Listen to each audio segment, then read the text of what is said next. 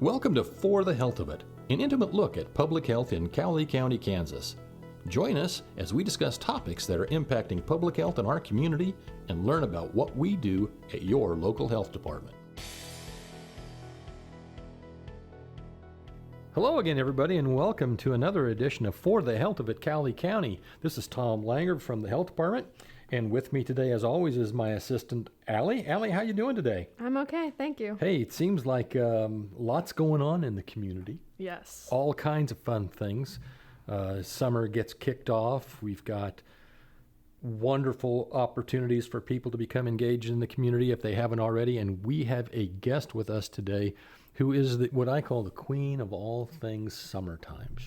She's always been busy, and she's been one of my absolute favorites since I've come to Cowley County, and that is Becky Reid, who is here from K-State Research and Extension. But you are my food guru. I mean, I cannot even begin to list all of the times we've done different partnerships and such that revolve around nutrition and good food. And you know what? That's what's so important, because health starts in the home, and it starts with good nutrition. And you're going to get a chance to tell everybody out here in our little podcast world today all about the good stuff that you do. And so I'm going to do something that I don't do very often, and that's going to be quiet. And I'm going to let Allie ask some of the questions, but I know we sent you some things ahead of time to kind of tell folks a little bit about what you do, what Extension Office is all about, and all that good stuff. So it's all yours. I'm going to be quiet until I can't no more, and then I'll ask more questions. All right, Becky, I'll let you go ahead and start just with an introduction and telling people about who you are. I'm Becky Reid, and my family and I moved here in 2010. I work for Kansas State University for research and extension, but based here in Cowley County.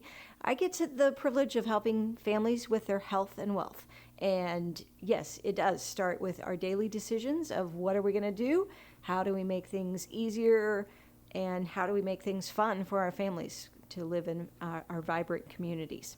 Awesome. Can you tell us a little bit about what you have going on right now with your work? Right now, well, it is the summer season, and it shifts from like some organized classes for more of those adult audiences to more some flexibility for youth outreach, and of course then programming specific to maybe local foods. So specifically in May, I offered a couple, we call it Sitter Solutions, which is a beginning class for babysitters.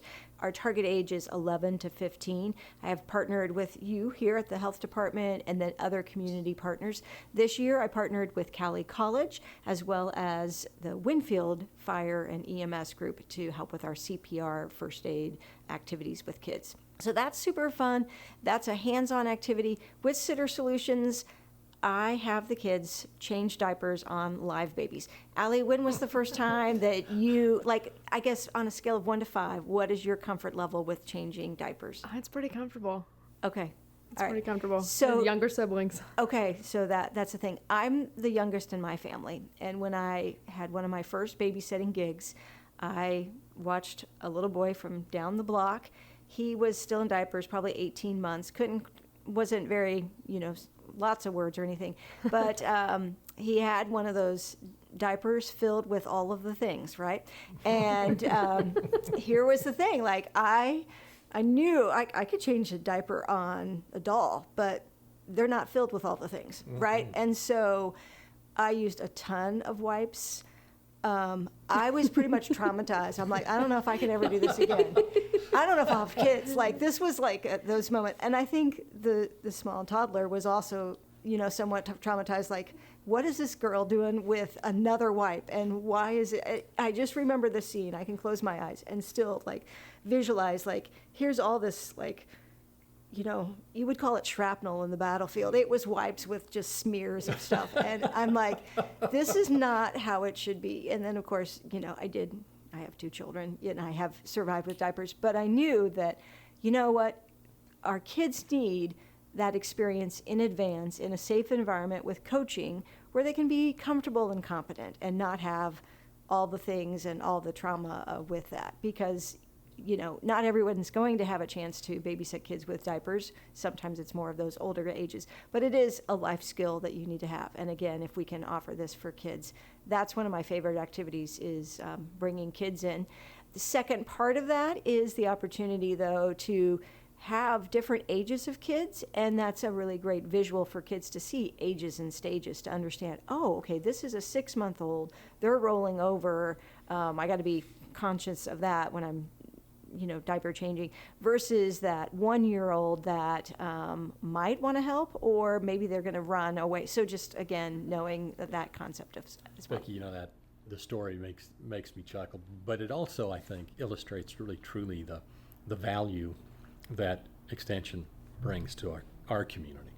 One of the things I've noticed about being in Cowley County and communities that are smaller, like Winfield and Ark City are, and they're smaller compared to Topeka or Wichita, is the fact that we still have a lot of opportunities to get this kind of individualized help in a smaller environment setting. And it's so valuable. You do so much that I have seen with the Extension office. And I know that Extension is more than just the family stuff. I mean, we've got the agronomists and everybody else that helps, farm and all that. I think sometimes people who've not maybe had the interaction with your office don't really truly understand what all Extension has as far as, being able to be available to them. Things like what you just talked about, preparing, kids to be babysitters or everything else. And you do multiple things. I mean, I can't even keep track. It seems like of all of the stuff that you're involved in. I mean, you've helped with the Dining for Diabetes, and the list is longer than I am tall sometimes. And I just want you to know how much I appreciate knowing that whenever we are involved with something, that Becky from Extension's always going to be there as a partner, and you help champion it. You've been so instrumental in what we've done with Rise Cowley and the Pathways projects and all of that. So, today I really do truly want you to kind of toot your horn and tell people about all the cool stuff that's coming. I mean, I know what's coming. I'm not going to see you probably for the entire month of July as you prepare for the fair and all that good stuff. And every Saturday morning, we could probably find you right out, down by Island Park, outside in the parking lot for the farmers markets. Talk about that, because that's been so cool. Farmers market and what's happened in our community with that in the last few years. For people who haven't come out, they need to, don't they? Yeah, they do. Absolutely. And related to food systems, right? Where do you get our food? And I think we saw during the pandemic, right? Like when you went to the grocery store and shelves were bare, and you're like, why can't I find yeast? Or why is toilet paper not here? Yeah. Just like the shock of what happened. Mm-hmm. And that was a great season for our farmers markets, our vendors, because people said, oh, well, let's go find out what our local producers are growing. What do they have for sale? Maybe they even started their own garden that time, and maybe went back to gardening if they had taken a break from that as well. So yeah, food is a passion of mine, trying to find, access and that quality of when you get to eat something that is, let's just call it as close to the sun as possible, right? It's that tomato that's just freshly picked, that hasn't passed through multiple hands and boxes and trucks to get to you. It's almost picked from the plant and almost to your mouth, almost directly. And that is it's a hard comparison. And it's interesting because a lot of people were more removed from where our food is produced, our folks that live in the cities, and they don't quite understand. You just go to the grocery store, it's always there. I think I've experienced that also even with people inquiring about the farmers market, wanting oh, well, do you have Rocky Ford cantaloupe? Well, that's amazing cantaloupe, right. But Rocky Ford cantaloupe is out of Rocky Ford, Colorado, and the local farmers markets are geared for local produce. So Rocky Ford is not within our definition of local, of what the local farmers market does. How many local producers are at the farmers market? I haven't been out for a little while. I've got to go. I know that it varies through the season. How many are we up to now as far as week to week. Sure. And now will be like more of the high season of more vendors available, just because more produce is available. So it might top out around 30 for the whole season, but then produce vendors are probably at least half or a little less than half of that. Mind you, you might have someone that's just going to grow watermelon and cantaloupe, or someone that's going to just grow corn. So those are just going to be short season vendors, but we love having those folks, and Sure. we love that people can grow sweet corn a lot better than I can. You got and that so right. I'm happy to support those folks as well. So yeah, farmers markets, we're blessed to have two vibrant markets here in Cowley County. The Ark City Farm and Market is on Tuesday nights at the entrance to Wilson Park. That's the one with the train. The train park, Mm-hmm. yes. And it is under the new Creekstone Farms Pavilion is where the market is located, and then special activities are often under the rotunda. The Winfield Market is called the Walnut Valley Farmers Market. It is on Saturday mornings. This season it is starting at 8 a.m., so 8 a.m. to 11 a.m. in the morning, and just a great chance to kind of stroll the vendors, see what's there. And my shopping strategy is to walk to see what products are there. And then I get inspired, like, oh, there's garlic available, and what can I make? And oh, I could do a stir fry with that, and zucchini, and oh, well, look, tomatoes are in season. So just some of those great things that inspire you to just toss something together. Now, you've had incentives at the markets too, haven't you? There have been. And part of Rice Cowley, we've had a Pathways to a Healthy Kansas grant from Blue Cross Blue Shield of Kansas. And earlier this month, we did some pay $5, get $10 in market dollars you can spend on fresh fruits and vegetables. And we will be actually continuing that promotion because we have money budgeted and we didn't sell them all at our previous events. So that would be an incentive just to go Yeah. until Is that for while everybody? supplies. I mean, That is for anybody. Yeah. So limit one per household per date. But that means if you go to the Ark City Market and they're like, yeah, we still have those vouchers. And what's great about those market dollars, then you can use them on any future date of the market. You don't have to spend them. My guess is you might spend them when you go, Sure. oh, look, here's this great produce and here's this. is it strictly on produce? For that market For that dollar market project, dollar, yeah. it is. Yeah. For So it's not produce, on yes. it's not on other like hard products or goods that people would bring that they'll sell sometimes. But Correct, But if yes. you're buying the edible produce, Yes, and that is because of the funder. So Right. if there's somebody listening that says, hey, I'd like to fund a market match for any product, by all My gosh, means, get a hold of we Becky. would love to. Yeah. I like spending other people's money, so I find that quite enjoyable. Like, it's helpful, but we want to maximize resources. And that's the thing, right? Yes, people will go to the farmer's market and you'll be like, well, this is more expensive than the grocery store. Yes, it can be. It can be. But consider that wherever that food from the grocery store came, were those folks that harvested that, did they get fair wage? You know, and how many people have touched that product before it got to your plate, to your shopping cart? Where at the farmer's market, that money you spend is spent with a local neighbor who's going to reinvest that money in our community. And so that makes it better. And then plus, if you have like, oh, I'm interested in this certain variety, you can find out, like, is this that variety? Or, you know, do they have something else? Or can you buy a quantity? And are they willing to make you a better deal for canning tomatoes that are like super fresh or it's slightly blemished or things like that? So there's some really advantages. yeah, I think one of the other advantages is you get to know who some of your local producers are, and you meet them as people. Absolutely. You know, which is nice. Some of them, I mean, they work just like we do, but they also have large gardens, or you know, or one person in the family runs the farm and the other ones work. I mean, it really is that rural market. It is farm to plate, and that is so important. And I think that is going to be even more so important in the years to come. People who are watching politics and things like that, they'll make the comments about how the family farms are becoming less and less numerous. Those that do survive, we want that. That is absolutely something I think our community would be very well served in. I appreciate, like, even the local butchers and such, you know, that I'll pay a little bit more for that cut of meat. I know where it's coming from, and that kind of stuff. So those are the things I hope people will say, yeah, I'm all about that, and then they get up on a Saturday morning and, okay, grab your cup of coffee and come on down and say hi and take a look. It's neat. Or on Tuesday after work, go down and check it out in Ark City. So. And frequently there's food vendors, so you can get, Oh, yeah. Food for your family, for hot food, so you don't have to cook the same night you shop. So that's always a good thing as well.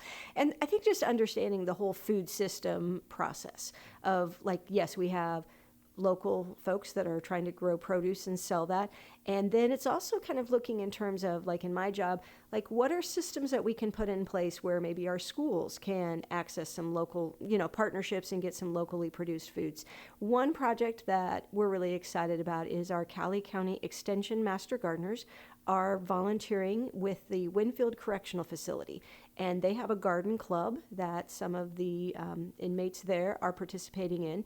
And then they have gardens plots that they're growing, and they are donating that to our various food pantries and some other folks to just share their bounty, as well as they learn about like growing things, setting goals, and tending to those spots as well. So that's a really great partnership. Last year, they donated over 4,000 pounds of produce. So that is super significant and really helps local folks get additional produce that they may not get. They were growing huge sweet potatoes. Yeah, that's an interesting comment too, because I come from a family background where we always had a huge garden. I used to comment about my dad. He would grow stuff for the entire neighborhood, it seemed like. I don't do quite as much as what he did, because he always, of course, had all of his sons to do the work for him. But I know too that at times with people with their own personal gardens, when your tomato plants get to bearing, when your squash is going, your cucumbers, I mean, all of a sudden you've gone from, I can't wait till it gets here, to what am I going to do with all of it, right? Now, you may not have enough to go down and sell it at the farmer's market, but you brought up something very interesting that I had talked about and thought about too, about what options do people have to help share that. I mean, like we'll bring it in and to the office or something. Here, anybody want tomatoes? They're in the back, that kind of a thing. But that option of setting up, connecting people with food pantries and whatever, I think is a good one. How would somebody that had more than they need be able to contact them? Do you know? So I would say they could contact the food pantry directly if they had a relationship. But if they're like, I don't know someone, have them call. They could call me at my office, and I can help connect them with maybe a local resource. And part of it is, like, if you have lots of zucchini, then other people have lots of zucchini as well.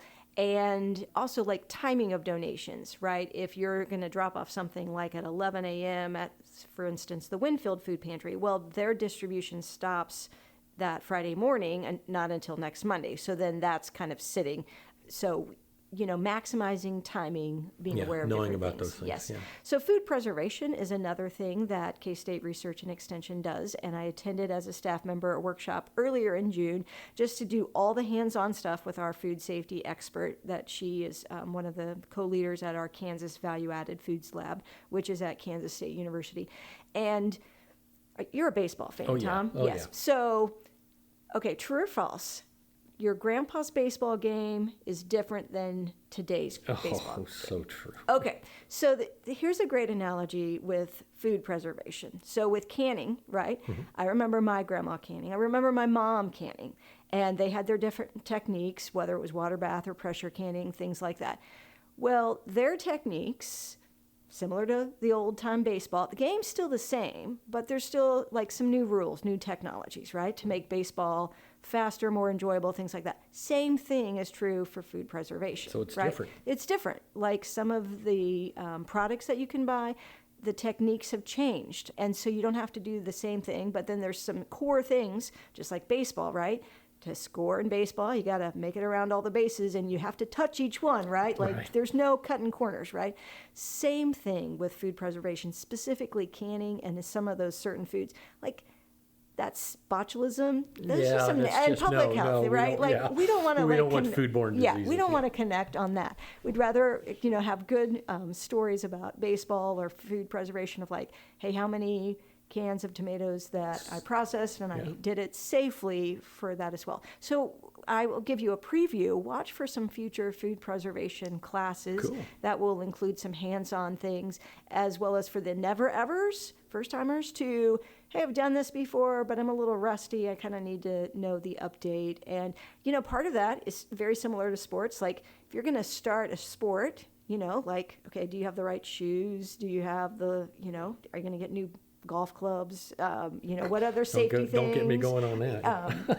Exactly. And so the same thing with canning, right? You might have some family member's pressure canner. Well, is it probably still safe? Probably, but depending on the gauge, that is something like I can test the dial gauges to make sure that it's reading correctly, and that's a free service that we offer.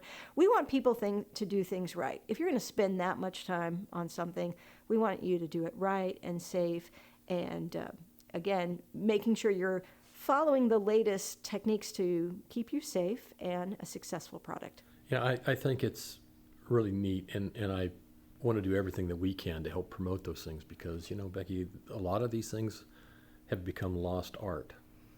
We talk about food security and everything else, but how secure are we if we don't know how to prepare something that, like you say, was growing in the garden earlier this week, and we have a bountiful amount of it now, but if we couldn't go to a store and buy it in 6 months, and we have to bank our food. I mean, I am a child of those generations where that's what they did. We did it, and I mean, good Lord, it was canning season, and I just wanted to hide. But those kinds of things happen, and you don't see that anymore. Granted, grocery stores are wonderful, but what's happened is we've had generations of people now that they don't do it. They don't know how. Or you defer to like a freezing method, which Right. is great, Which is but cool. we've all experienced power outages for longer than we want. And then you're like, oh my goodness, like, is it safe? Or I'm going to have to throw it out because it is not safe. And so being aware of that, of like, here is another option. Not everything can be canned, successfully, but what are the ways to do it and to do it? Yeah, I mean, So you can have when options. I came down here and I found out about the Marquee, and every year the Marquee, their fundraiser is they bring peaches in from the western slope in Colorado, and so I don't even remember when that happens, but it does happen. And you go and you get your flat of peaches, and then you got more peaches than you can eat for a week, and so then it's like, what do we do with all these peaches? Right. Well, so now, Yeah, now we know. now you can come to a canning workshop Canning and we workshop. can get it figured out. We've Yes. we've frozen them, we've dehydrated them. Very good. So Like just little- knowing options and Yeah. then to, be able to open that later and be like, oh, it's like a taste of It summer is. of getting to enjoy that later. So hands-on workshops, right? To really, Right. because yes, the internet is out there and you can watch videos and things like that, but there's something about being in community, right? And, having, yes, it's hot. Like my memories of food preservation, it's just stinking hot because here's you're boiling a bunch of water and It's summertime. Yes, Ugh. and you're that kid or the young person that assigned to watch the pressure gauge to make sure it doesn't go above this number because what's going to happen? Like it could blow, and you're like, why are you letting the child watch this? Yeah, Right? exactly. Something along that line. So just being aware of that. Like there's new technologies out there. There's, of course, if you have the weighted gauge, like you don't have, you have to be aware, but just knowing like what is that sound supposed to be like and what does it look like, and just going through that whole process to be prepared, to be conscious of what you need. You talk about the classes, and like I said, that's the one thing. It seems like every time we see each other, if we're in a meeting or something, and we always talk about what's happening in the community, what do we have coming up. It seems like you always have one in the hopper, so to speak, ready to go. And I mentioned earlier the Dining with Diabetes one. Those are, I think, so instrumental for. I don't think just for people that might have diabetes. I think it's probably great information and knowledge that could be shared about just being able to plan healthy meals. How often are you doing that, or are we still doing that? So yes, Dining with Diabetes typically I try to have at least 2 classes a year. My last one was in March and April.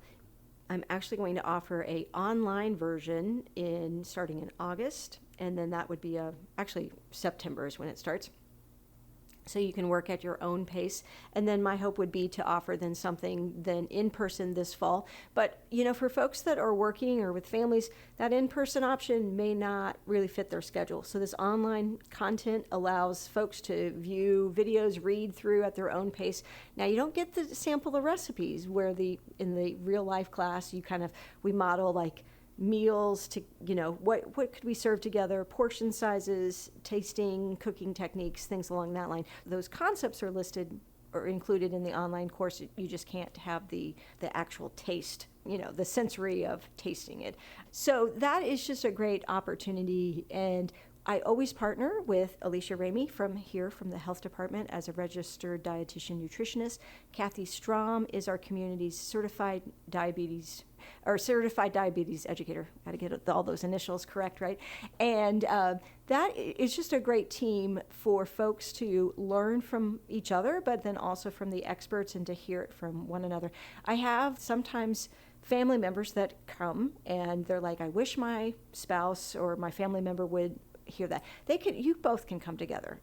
Those support people are really important. And what we find interesting is the spouse might say, I've been trying to tell my person this, and they hear it from Kathy or Alicia, and they're like, oh, well, I'm going to do that now. And they're like, I've been telling them that same thing. And so we are happy to be your kind of partners in support, not crime, but partners in support to kind of help reinforce those concepts. Some of those classes, or most of them, there may be a fee associated, right?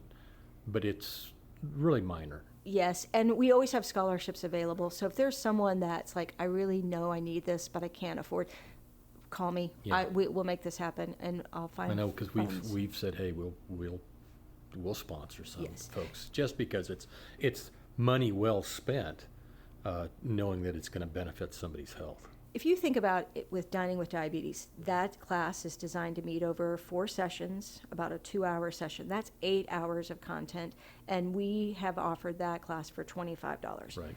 Okay, that's less than most copays. Yeah. And to think about the content and the quality and the encouragement that And the people can sampling. get. Yeah, And the the food. sampling. I mean, we essentially serve a meal at each one, so you cannot really go to a restaurant for. Did 4 that meals. one have, like, maybe it was the very first time it happened? Didn't we have crock pots for people and such too in that one, or was that a different? That was a one? different Okay, initiative. I'm Something thinking different. else. All right. Yeah. I see. I remember these things. I'm like, is this the crock pot one? No, that's a different one. And people do ask, like, well, how could we do this in the slow cooker or the Yeah. air fryer, along those lines, right? There's all those new technique yeah. things, and not that. Extension of today, we're not out there to necessarily promote the latest gizmo of cooking Right. technique. But do I offer a meal planning class, and I'm going to talk about efficiency tools such as your Instapot or your air fryer?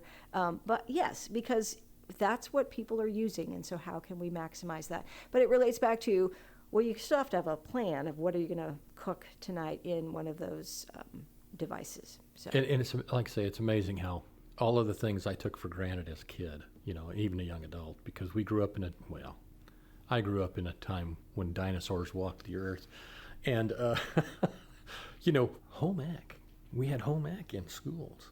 The guys even had it. We had it when I went to school. It was called bachelor's survival, because it was just, you had to do something this way. But I remember, we learned how to do the simple things, repairing a garment if you lost a button, sew something on, how to run the washing machine and the dryer, although my mother absolutely taught me that at a very early age. But all of those things that I think are skills that a lot of kids don't get nowadays.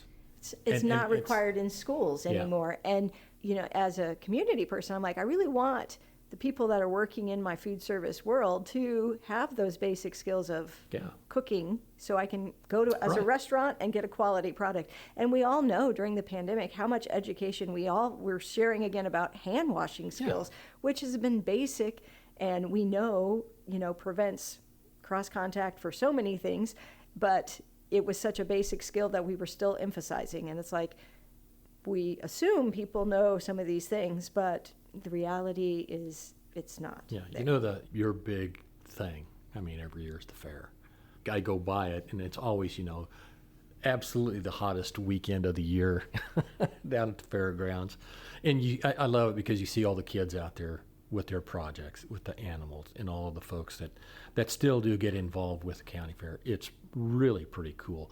If anybody has any kind of feelings of nostalgia or like, oh, if you've lived in a bigger community where you don't have that, man, you've got to come to this. It's just, I don't want to say it's so Mayberry RFD, but it really is. It allows you to at least remember a simpler time, maybe, or a time when it was so important that we did all of these things. I still like turning on Andy Griffith and watching Aunt Bee and all of those. As they always were making the best pie for the county fair and all that kind of stuff, and I chuckle about it. But it's so true. It was part of childhood. Yeah, Wilbur and Charlotte's Web, right? And the fair is just one thing that we do as part of our 4-H youth development activities. And some people have the misconception that that's the only thing we do, right? And that is obviously not true. And here's the thing: of fair is intense. There's so many activities on top of each other, but one thing about fair is it's easy in the fact that we have plenty of volunteers. People are there to help and they're dedicated. They're like, we have families camping there, things like that. We have kind of a playbook. Like, we have people, we've done it before. We know what we need to do. And so there's just lots of detail. And it's hot, like you said. Oh, yeah. It's crazy summer. hot. But to see the smile on kids' faces when they get to, tell somebody about their project, or they've made these cookies, or they've learned, and, yes, there's some tears too, like, people thinking, well, this was my best ever, whatever. And the judge said, well, this didn't quite work how we maybe would expect it to. And we, remind families and the kids, like, hey, it's that one person's opinion on that one particular day type of thing. And yes, we have kind of some expectations and standards of what things should, look like, things like that. But again, it comes up to one person's opinion. And I think, the big part about it's the involvement. That kids are still wanting to be involved. They want to do the projects. Be it, in the livestock realm, like my wife did what she was, I always did style review. I think she talks about it today still. Oh, I'm like, yeah, honey, that was, like, say, we're old now, they don't do that.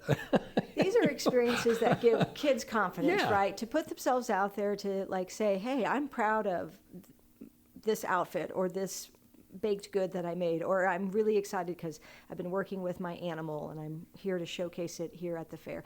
And so those are just some really good life skills that young people can get. And it really starts even with our 4-H club meetings, with our community clubs, when we do roll call. And if the question is, what's your favorite color? We'd say, roll call.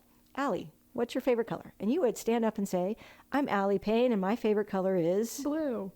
And we'd say, Tom Linger. Yeah. And you would say? Green. Well, no, you'd stand up. I'd Tom stand up Langer. and say, I'm Tom Langer. My favorite color is green. Absolutely. Yeah. And so that is learn, kind yeah. of the first opportunity for kids to do public speaking, right? It's something that they're confident, they know their name, and we're asking a question that, oh, I can answer that. I have a favorite color, and I'm proud of that. I own that, right? And so that's that experience that we give to young people, right? And that's out of the gate. And then, yes, we hope they build to more skills of being public, whether it's public speaking or just Good leading life skills. a meeting, right? To understand, like, here's concepts and the value of good secretarial minutes, as well as treasurer's reports, and all of those things as well.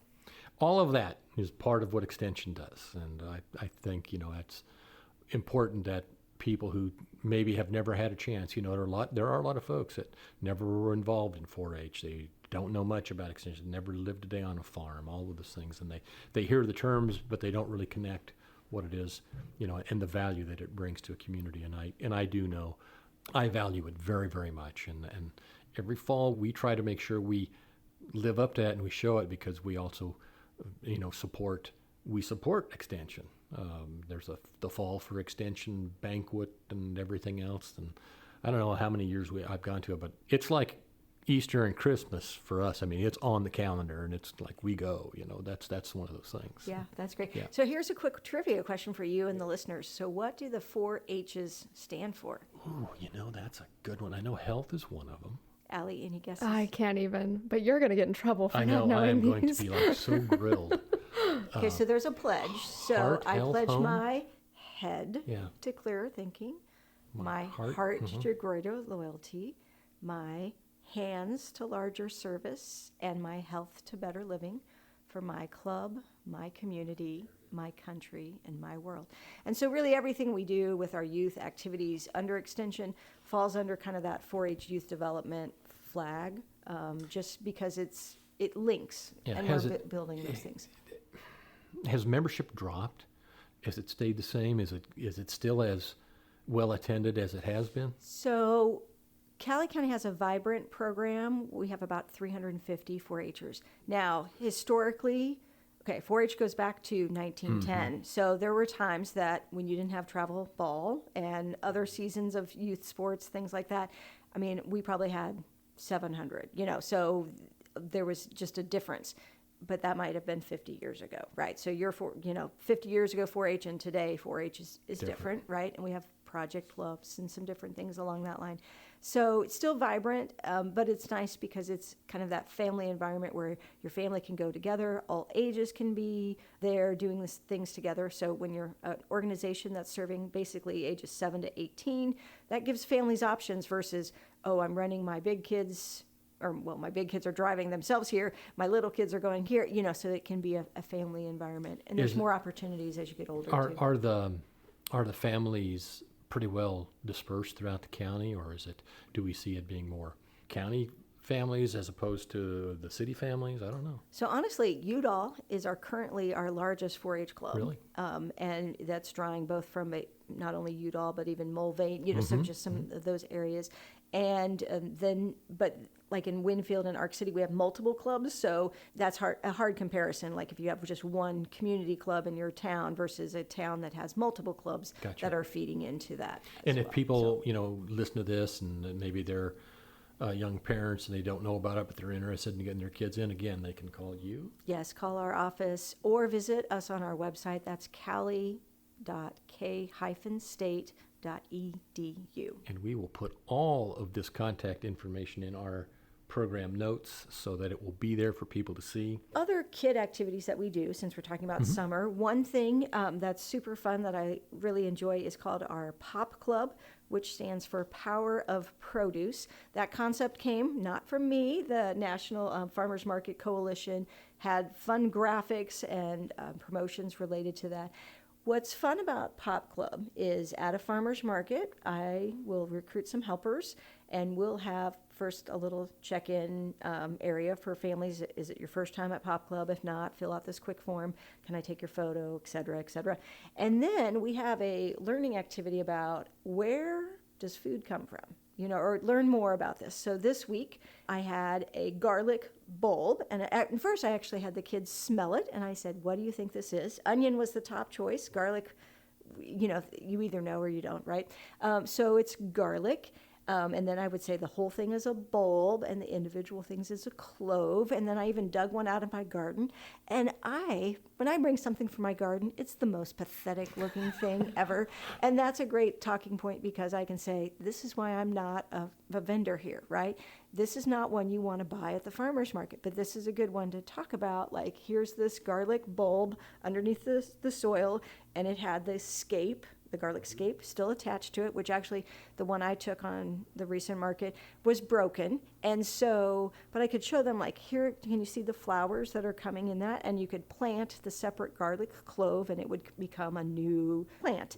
And that, the vendors or the farmers growing garlic would actually pull off that garlic scape because then more energy goes to growing the bottom of the plant. We also have recently talked about wheat because it's been harvest here, and to talk about, like, Cowley County, right, that's trucks, the trains that you're seeing going through our community might be going to our local flour mill. And so that's a great thing in our community, knowing that we have resources to support our farmers. Do they have Becky, do they have a fee or anything involved with that? That's just something that the kids get to participate Pop Club is free. Cool. And then there's always a tasting activity. Now, I did not make kids taste raw garlic or Okay. anything like that. Oh, I did go for a stretch recently where I had lentils, garlic, and onions that were in a slow cooker type recipe. And yeah, it wasn't the best type of thing, but I had like the cutest little cups with those tiny spoons. And if nothing else, the spoon was fun. And I'm like, you don't have to like it. I just want you to try it. So the tasting activity and then the kind of a learning activity, always related to food. Then we provide what's called Pop Bucks, and that's kid money. Looks totally like Monopoly money, and it's $1. But this year, because of funding that I have, as kids complete these activities, they get 6 Pop Bucks that they can spend on meat, fruits, vegetables, meat, nuts, and eggs and seeds. So they can be farmers market customers. So if they did taste something like cherry tomatoes or like the blueberries, blackberries, something like that, and they're like, oh, I want to buy my own, they could totally go buy their own. And so if you have multiple kids, it really pays to come to a Pop Club event. My future dates are June 29th in Winfield and then July 13th in Winfield as well. I just completed my Arc City dates, but I might add more. We'll just see how cool. the schedule goes. Yeah, so we'll make sure but that's super fun for kids. Get the word out there. Always something going on, and that's what we appreciate about. You know, it's hard to believe our time has almost come to a close on this one. I have to ask you a question, Becky. There's so much more that's going to go on. Will you come back on again and join us? Maybe we'll do one after the fair is done, and we can talk about everything that happened there, and then get people kind of geared up for what they might be going into after, as families get ready to put kids back in school, and talk a lot about the extension, the fall for extension, which I think is very, I want to see that get so big that you got to have a bigger place. And we are switching. We'll be at Arc City this year, just to kind of move it around the county. We're using the K. Shaw Events Center. And again, the date on that should be November 23rd. Thanksgiving is late this year, and so it does seem like that's late, but how is it already, like midsummer, right? Is. It's crazy. Yes, November 23rd in Arkansas City. Okay, cool. We'll be there. Yeah, absolutely. Yes. I enjoy it so much. So anything else? Is there anything that we didn't get a chance? There's so much going on. So just a big preview. We will be posting to hire an Ag and Natural Resources Extension agent. We get calls every day about somebody's concerned about their peach tree, garden questions, things along that line. We've been without that position since 2022, so we're ready to hire for that. So if you are or know of someone that would be maybe interested in joining our team, we would look for those applications to be opened in August. Awesome. Allie, anything that you wanted to ask or chime in with? No, I think that's good for today. Awesome. So thank you very much. Thank you. We've enjoyed this, and I'm looking forward to hearing it out. And for all the folks out there that listen to us, get with Becky. She is a peach, and one of the most valuable resources I think that we have for health in our community. So again, thank you very much. And for everybody out there, thank you for listening. And until next time, stay well. Stay well, everybody. Thank you for joining us for this edition of For the Health of It, Cowley County. We hope you found it useful and that you'll tell your friends and give us a listen again during future episodes. As always, we end today's segment by replaying a recent Public Health Minute, which is a weekly radio message focused on keeping you healthy. So, until next time, stay well, everyone.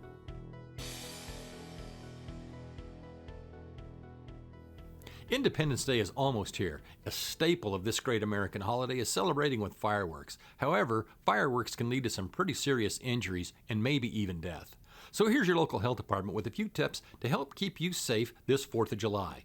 First, know your local ordinances and regulations. Don't set off any fireworks unless you're allowed to, and make sure to obey any burn bans. Second, check your local forecast. If it's too dry or windy, fires can quickly grow out of control, so avoid using fireworks in those conditions. Third, before you set off fireworks, keep a means of extinguishing fires on hand, like a fire extinguisher, bucket of water, or a water hose, just in case a fire would break out. Next, pace yourself and only light one firework at a time. And don't forget, once those fireworks are lit, move away fast. Lastly, if you have kids with you, be sure you supervise them. Never let children use any fireworks, even sparklers, unattended. Helping you celebrate Independence Day safely is just one other way the Health Department works hard every day to help you stay well.